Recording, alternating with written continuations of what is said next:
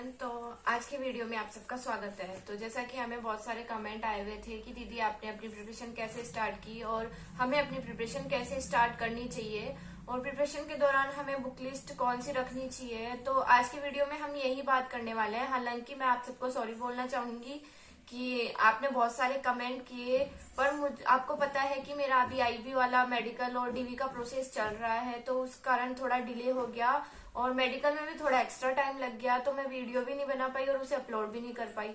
तो आज की वीडियो में हम बात करने वाले हैं कि हमें अपनी प्रिपरेशन कैसे स्टार्ट करनी चाहिए और प्रिपरेशन के दौरान हमें अपनी बुक लिस्ट कैसी रखनी चाहिए। सबसे पहली बात, तो जब आप बुक लिस्ट बनाओगे अपनी कि हाँ हमें ये पढ़ना है, तो उसको छोटा रखना और फिक्स रखना, ताकि आप मल्टीपल रिवीजन कर सको। आप बार बार कोई नई बुक लिस्ट में बुक ऐड करोगे तो फिर आपका रिवीजन नहीं हो पाएगा और आपको फिर काफी कंफ्यूजन होगा उससे कि हाँ हमें लास्ट टाइम क्या पढ़ना है, किसको रिवाइज करना है। तो मैं ये बोलूंगी कि बुक लिस्ट जो है वो छोटी रखना। और तो हम बात करने वाले हैं सबसे पहले कि हम स्टेट की जब भी प्रिपरेशन करते हैं तो सबसे इम्पोर्टेंट रोल रहता है राजस्थान जीके का। तो हमें सबसे पहले अपना राजस्थान जीके वाला पोर्शन स्ट्रॉन्ग करना है और उसको कंप्लीट करके एक बार साइड रखना है कि हाँ अब हमारा राजस्थान जीके वाला पोर्शन कंप्लीट हो चुका है। तो कैसे प्रिपरेशन स्टार्ट करनी है, सबसे पहले हमें अपने राजस्थान जीके वाले पोर्शन को कम्प्लीटली पढ़ना है और उसको स्ट्रॉन्ग करना है। उसके लिए मैं बुक सजेस्ट करूंगी पनोरमा वाली। अगर आप आरपीएससी की प्रिपरेशन कर रहे हो मेरी तरह, तो आपको पनोरमा जरूर पढ़नी चाहिए। हालांकि ये बुक काफी लेंथी है, मैंने इसे पढ़ा है, ये बुक लेंथी है, लेकिन इससे बाहर एग्जाम में क्वेश्चन नहीं जाते हैं और क्वालिटी काफी अच्छी है बुक की। तो मैं सजेस्ट करूंगी राजस्थान हिस्ट्री और आर्ट एंड कल्चर के लिए पनोरमा। और जैसे कि मैं आपको मेरे नोट्स दिखाती हूँ जो मैंने पनोरमा से भी बनाए हैं, और स्प्रिंग बोर्ड की क्लासें मुझे कहीं से मिली थी तो मैंने वो भी एड ऑन किया है और उत्कर्ष की क्लासेस भी मैंने इसमें एड ऑन की है। जैसे हमने ये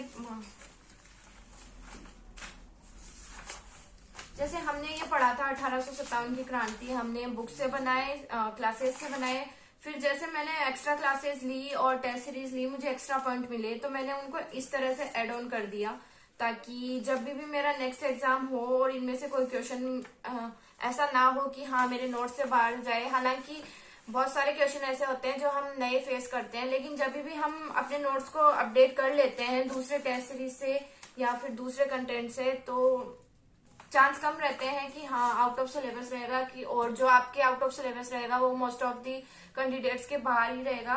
तो Rajasthan history art and culture हो गई। राजस्थान जियोग्राफी के लिए मैं सजेस्ट करूंगी विजय सिहाग सर, जो स्प्रिंग बोर्ड में जियोग्राफी पढ़ाते हैं, उनकी बुक सजेस्ट करूंगी।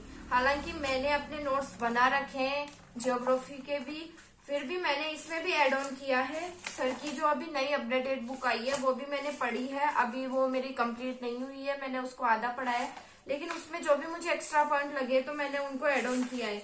तो मैं यही बोलूंगी कि आप भी अपने नोट्स बनाओ और जो आपको एक्स्ट्रा पॉइंट लगता है वो एड ऑन करो।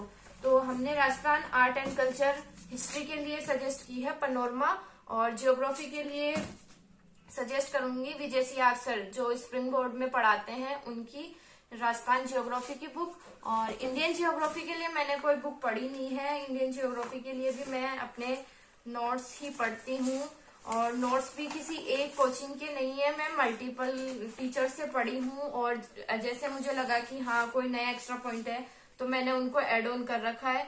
और लास्ट टाइम नोट्स पढ़ के मैं पीवाईक्यू जो 2020 दिशा वाली बुक आती है, इससे मैंने पीवाईक्यू निकाले हैं जो मुझे आरएसएसबी के एग्जाम में काफी हेल्पफुल लगे। और यही बोलूंगी कि यही प्रोसेस अपनाना है। एक बार हमें रेफरेंस बुक पढ़नी है, अपने नोट्स अच्छे से बनाने हैं, फिर किसी भी जो भी आपको सुटेबल लगे, जिसकी लैंग्वेज आपको समझ में आती है, उस बुक से आपको रिवीजन करना है पीवाईक्यू से। सबसे इम्पोर्टेंट पीवाईक्यू का ही रोल रहता है। अब हो गया हमारा राजस्थान जीके वाला पोर्शन कंप्लीट। जब हम राजस्थान जीके वाला पोर्शन एक बार कंप्लीट कर लेते हैं तो हमें कॉन्फिडेंस आता है कि हाँ अब हम स्टेट की, राजस्थान की कोई भी एग्जाम देंगे तो उसमें से हम राजस्थान जीके वाला पोर्शन कवर कर लेंगे, और ये काफी हेल्पफुल भी रहता है। अब हम बात करेंगे पॉलिटी की, क्योंकि हिस्ट्री से इतने क्वेश्चन अभी आते नहीं है मोस्ट ऑफ दी। हम एसआई की भी बात करें तो एसआई में भी लगभग 10 क्वेश्चन में से 5 क्वेश्चन राजस्थान हिस्ट्री से आते होंगे, और इसमें भी ज्यादा जो क्वेश्चन है वो इंडियन मॉडर्न हिस्ट्री से आते हैं, तो हमें ज्यादा टाइम इसमें देना नहीं है। हालांकि एक बार तो कम्प्लीटली ढंग से पढ़ना है, फिर हमें ज्यादा ध्यान मॉडर्न हिस्ट्री पे देना है। मॉडर्न हिस्ट्री से ज्यादा क्वेश्चन आते हैं। फिर हम बात करें पॉलिटी की, तो मैंने पॉलिटी के लिए लिए स्प्रिंग बोर्ड के नोट्स।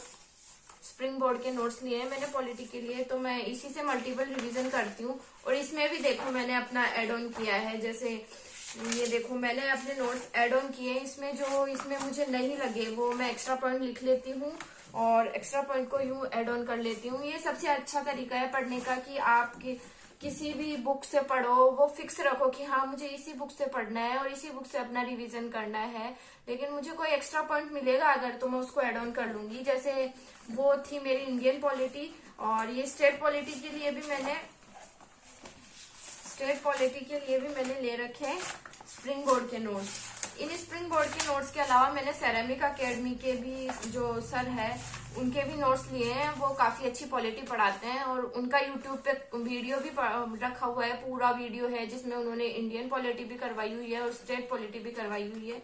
तो मैं यही बोलूंगी कि पॉलिटी भी मैंने उन्हीं से पढ़ी है, और मैं अपने शॉर्ट नोट्स भी बनाती हूँ। देखो मैं आपको अपडेटेड कर दूंगी शॉर्ट्स के माध्यम से भी कि शॉर्ट नोट्स कैसे बनाने हैं।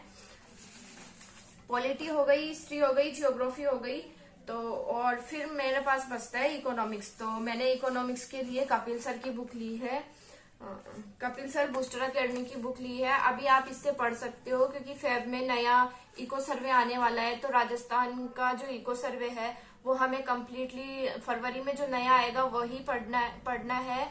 और इसके अलावा जो भी योजनाएं चल रही है वो भी यूट्यूब से पढ़ सकते हो आप, या फिर बुक ले आना करंट अफेयर्स की, वहां से पढ़ सकते हो। बाकी मैथ रीजनिंग की बात करें तो मैथ रीजनिंग आपको एक बार कम्प्लीटली पढ़ना पड़ेगा। जब आप एक बार कम्प्लीटली पढ़ लोगे किसी भी टीचर से, उसके बाद आपको मल्टीपल बार रिवाइज करना पड़ेगा मैथ रीजनिंग का। जो मैं सजेस्ट करूंगी कि आप टेक्स्ट बुक पे फ्री टेस्ट अभी आता है, तो आप मैथ और रीजनिंग की प्रैक्टिस वहां से भी कर सकते हो। इसके अलावा जो रोजगार विद अंकित वाला एप्लीकेशन है उस पे भी वीकली फ्री टेस्ट आता है, तो आप मैथ रीजनिंग की प्रैक्टिस वहां भी कर सकते हो। मैंने तो वहीं से मैथ रीजनिंग वाला पोर्शन अपना स्ट्रॉन्ग किया है। बाकी करंट अफेयर्स की बात करें तो करंट अफेयर्स के लिए मैं सजेस्ट करूंगी आप कपिल सर बूस्टर अकेडमी से पढ़ लो, और विकास गुप्ता सर सेरेमिक अकेडमी, दोनों ही करंट अफेयर्स और पॉलिटी बहुत अच्छे से पढ़ाते हैं। मेरे दोनों फेवरेट है, मैं वो करंट अफेयर्स उन्हीं से पढ़ती हूँ। बाकी मैं वीडियो के एंड में यही बोलना चाहूंगी कि आप अपना जितना शॉर्ट नोट्स बनाओगे, मतलब पहले तो आपको डिटेल नोट्स बनाने हैं, फिर जैसे आपके नोट्स कंप्लीट हो जाते हैं तो फिर आपको शॉर्ट नोट्स भी बनाने हैं, ताकि जब भी आपका एग्जाम पास में आएगा तो आपको बार बार रिवाइज हो जाएगा आपका सिलेबस। और आप जितना बार सिलेबस रिवाइज करोगे सेल्फ कॉन्फिडेंस उतना ही अप होता जाएगा कि हाँ मैंने एक सब्जेक्ट कंप्लीट कर लिया है, दूसरा सब्जेक्ट कंप्लीट कर लिया है। अब हम बात करें हिंदी की, तो मैं हिंदी के लिए राघव प्रकाश सर की बुक सजेस्ट करूंगी कि आप हिंदी के लिए राघव प्रकाश सर की बुक पढ़े। आप चाहे किसी भी एग्जाम की प्रिपरेशन करो, तो सबसे इम्पोर्टेंट ये है कि आप सबसे पहले किसी सब्जेक्ट को कवर करो, ना कि किसी एग्जाम के लिए पढ़ो। मैं तो यही मानूंगी कि एग्जाम आपको सारे देने चाहिए, उससे एक्सपीरियंस भी होता है। और सबसे इम्पोर्टेंट यही है कि आप एक बार अपना सब्जेक्ट कवर कर लेते हैं, सब्जेक्ट कंप्लीट कर लेते हैं, उसके बाद आपको अपने आप पे भी कॉन्फिडेंस आता है कि हाँ मैं जो करूंगी वो सही होगा, क्वेश्चन वहां पे मैं रॉन्ग नहीं कर पाऊंगी। इसके अलावा जब आपका सिलेबस कंप्लीट हो जाता है या फिर सिलेबस का कुछ पोर्शन रह भी जाता है और एग्जाम पास आ जाती है, तो सबसे इम्पोर्टेंट ये है कि आपको टेस्ट सीरीज स्टार्ट कर देनी चाहिए। ये नहीं देखना कि हाँ यार मेरे टेस्ट सीरीज में मार्क्स नहीं आएंगे क्योंकि मेरा सिलेबस कंप्लीट नहीं हुआ है। नहीं, आपके भले ही टेस्ट सीरीज में मार्क्स कम आ रहे हैं, लेकिन जब आपका एग्जाम पास आता है तो टेस्ट सीरीज बहुत हेल्पफुल रहती है रिवीजन करने के लिए भी, और वैसे भी आपके लिए हेल्पफुल है। उससे आपको नए नए क्वेश्चंस मिलते रहेंगे और पता चलेगा कि हाँ हमारी प्रिपरेशन कहाँ पर वीक है, हमें कौन सा टॉपिक पढ़ना है, क्या करना है। और अगर आपको फिर भी कोई कंफ्यूजन है कि हाँ हमें इस सब्जेक्ट के लिए कौन सी बुक पढ़नी है, तो आप कमेंट सेक्शन में कमेंट कर देना, मैं उसका रिप्लाई कर दूंगी, या फिर आप प्रॉमिस करती हूँ कि आपको जल्दी नया वीडियो अपलोड कर दूंगी। और बाकी हम अपने नेक्स्ट वीडियो में अपने एसआई की प्रिपरेशन जो अभी गैप लगा है उसी के साथ कैसे बूस्ट करेंगे, 3 महीने के अंदर हम अपने एसआई के सिलेबस को कैसे पार्ट करेंगे, मोस्ट ऑफ द सिलेबस मेरा हो चुका है, कुछ ही बचा है। तो आप भी मेरे साथ अगर एसआई की तैयारी करना चाहते हो तो मेरे नेक्स्ट वीडियो का वेट करना और चैनल को सब्सक्राइब कर लेना। Thank you for watching.